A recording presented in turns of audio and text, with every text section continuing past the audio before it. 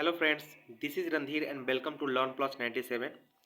आज के टॉपिक में हम लोग सीटेट के सिलेबस का सबसे इम्पोर्टेंट चैप्टर को पढ़ने वाले हैं, जिससे काफ़ी बार क्वेश्चन आते रहता है और बहुत ही इम्पोर्टेंट है, जो कि है पियाजे का प्रिंसिपल ऑफ पियाजे का सिद्धांत। हम लोग जानेंगे कि क्या है।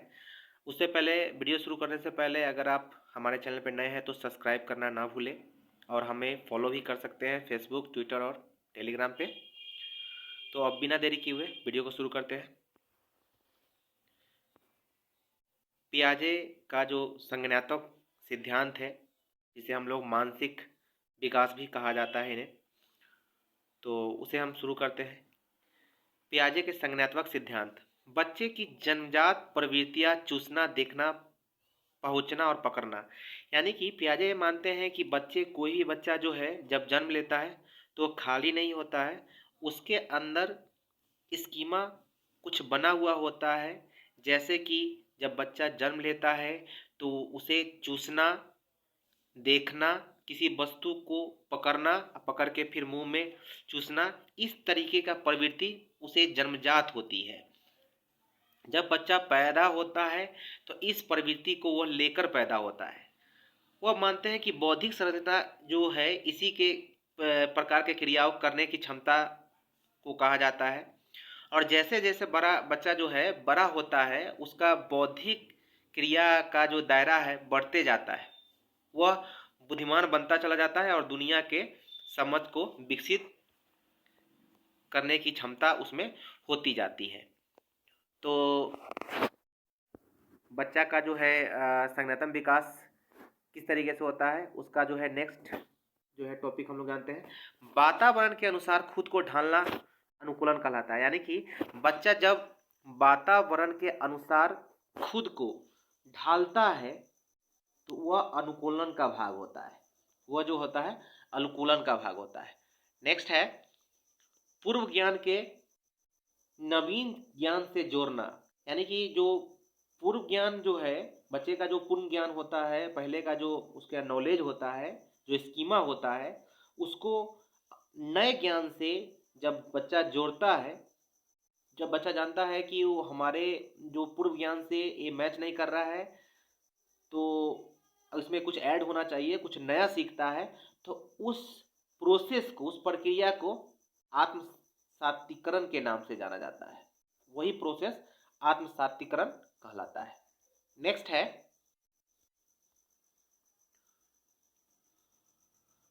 बच्चे जब अपने पुराने स्कीमा में कुछ परिवर्तन करते हैं। जब बच्चा ये मानता है कि उसका जो पुराना ज्ञान है बिल्कुल नए ज्ञान से बिल्कुल ही उसका मैच नहीं हो रहा है, उसमें कुछ परिवर्तन की जरूरत है, तो इस प्रोसेस को समायोजन कहा जाता है। इस प्रोसेस को समायोजन कहा जाता है। नेक्स्ट है अनुकूलन का जो भाग ही जो होता है, अनुकूलन का जो भाग होता है वो तर्क विचार होता है, तर्क और विचार होता है, वही अनुकूलन का भाग है। जब बच्चा किसी परिवेश में, किसी वातावरण में जो उससे बिल्कुल नया है, उसमें जब अनुकूलन करता है तो उसमें दो ही चीज का जो बदलाव करता है, या तो तर्क का या विचार का। तो अनुकूलन का ये जो बिल्कुल मुख्य भाग होते हैं तर्क और विचार। नेक्स्ट है संज्ञानात्मक विकास का निश्चित क्रम जो है संवेदी, प्रेरक, स्मृति, मानसिक निरूपण होता है। यानी कि संज्ञानात्मक विकास जो होता है, उसका जो विकास, संज्ञानात्मक विकास जो होता है एक निश्चित क्रम में होता है। उसका जो कर्म होता है वो संवेदिक प्रेरक होता है, अनुकरण होता है, स्मृति होता है और मानसिक निरूपण होता है। बच्चे का जो विकास होता है, यह पियाजे मानते हैं कि पियाजे के सिद्धांत के अनुसार हमारे विचार और तर्क अनुकूलन के भाग होते हैं और संज्ञानात्मक विकास एक निश्चित अवस्था के क्रम में ये होता है धीरे धीरे। और जो विकास होता है वो पहला है संवेदिक कर्म, अनुकरण, स्मृति, मानसिक निरूपण। तो अब हम लोग कुछ पियाजे के नेक्स्ट टॉपिक को जानते हैं। पियाजे मानते हैं कि बच्चे का संज्ञानात्मक विकास 4 अवस्था में बांटा जाता है। यानी कि उनका जो विकास होता है, बच्चे का जो संज्ञानात्मक विकास होता है, यानी कि मानसिक विकास होता है, वो 4 अवस्था में होता है। 4 अवस्था में होता है। पहला है इंद्रजनित गामक अवस्था, दूसरा है पूर्व संक्रियात्मक अवस्था, तीसरा है मूर्त सक्रियात्मक अवस्था और चौथा है अमूर्त सक्रियात्मक अवस्था। अब इस सभी टॉपिक को, जितने भी अवस्था हैं, सबको हम लोग बारीकी से जानते हैं। पहला है इंद्र जनित अवस्था। तो इंद्र जनित जो अवस्था है यह जन्म से 2 वर्ष का होता है, यानी कि जब बच्चा जन्म लेता है तो जन्म से 2 वर्ष तक का होता है। इसमें बच्चा क्या है कि मानसिक क्रियाएं इंद्रजनित गामक क्रियाओं के रूप में ही संपन्न होता है। जितने भी मानसिक क्रिया बच्चा जितना भी कार्य करता है वो इंद्रजनित गामक क्रिया के रूप में ही मतलब संपन्न होता है। इस अवस्था में बच्चा जो सोचता है, कभी भी बच्चा का जो सोचने की जो क्षमता का विकास होता है, कोई भी चीज़ वह जान पाता है, अंडरस्टैंडिंग कर पाता है आँख से, कान से और नाक से। बच्चा अपने सेंसरी मोटर के द्वारा ही किसी वस्तु को जान पाता है। और बच्चा इस अवस्था में भूख लगने की स्थिति में जब बालक रोकर व्यक्त करता है, इस अवस्था में व्यक्ति को वह जो भी सेंसरी मोटर है वही इसके रूप में काम करते हैं। जैसे बच्चा जब प्रत्यक्ष रूप में जब किसी चीज़ को देखता है तो उसके सामने उनके लिए उसी का अस्तित्व होता है। जिस चीज़ को वह प्रत्यक्ष रूप में अभी देख रहा है उसके सामने उसी चीज़ का अस्तित्व होता है। अगर वो उसके सामने से हटा दिया जाए तो उसका अस्तित्व वह नहीं मानता। ठीक है, यहाँ तक क्लियर है। अब चलते हैं नेक्स्ट टॉपिक की तरफ। अब है पूर्व संक्रियात्मक अवस्था। पूर्व संक्रियात्मक अवस्था क्या है ये जानते हैं हम लोग।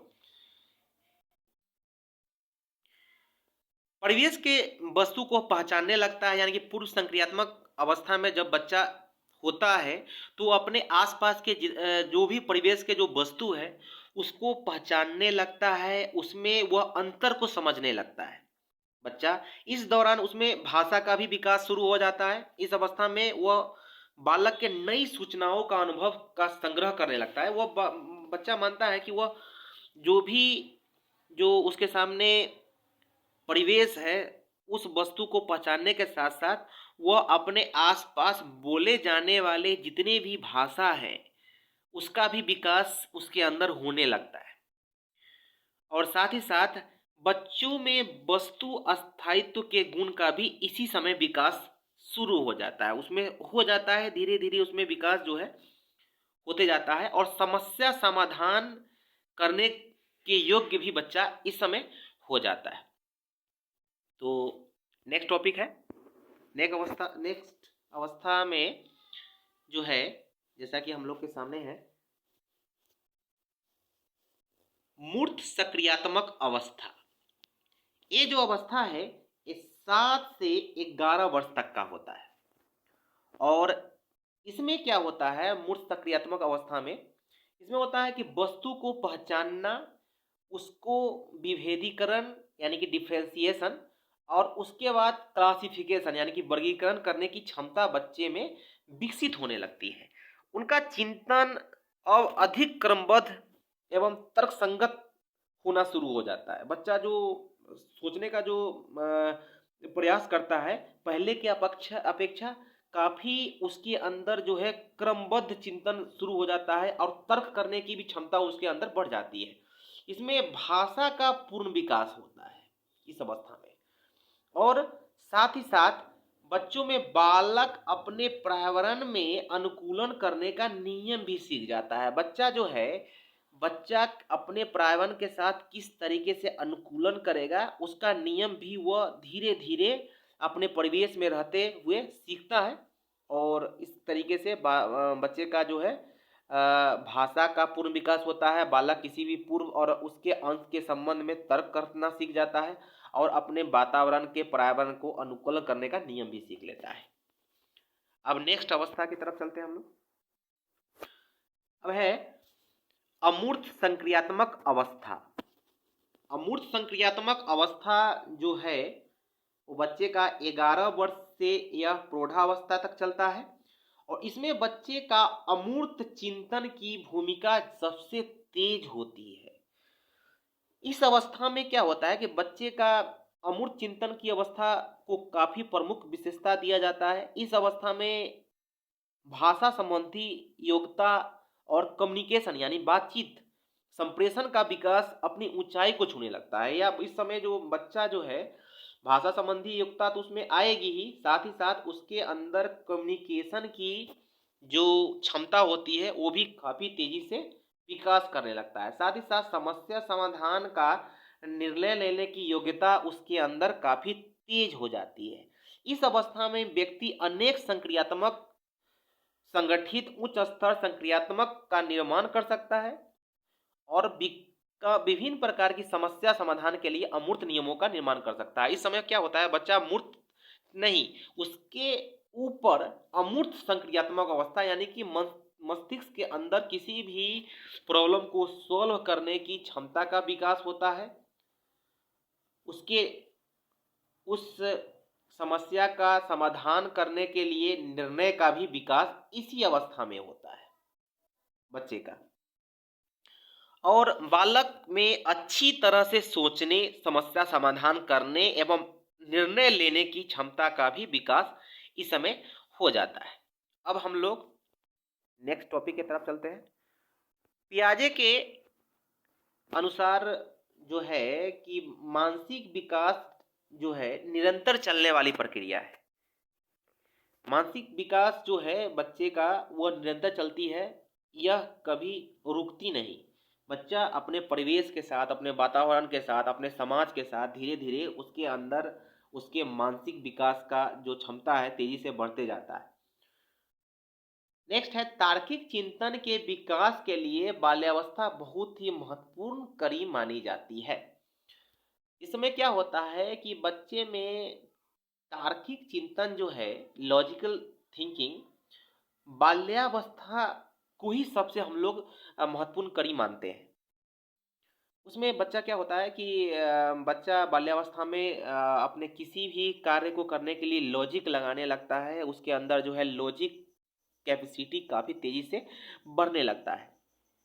इसीलिए बालकों को मानसिक विकास धीरे धीरे क्रमबद्ध तरीके से हो पाए, इसीलिए अध्यापक को क्या करना चाहिए, पहले बालकों के मानसिक विकास की अवस्था का निर्धारण करने के लिए सबसे पहले योजना बनानी चाहिए।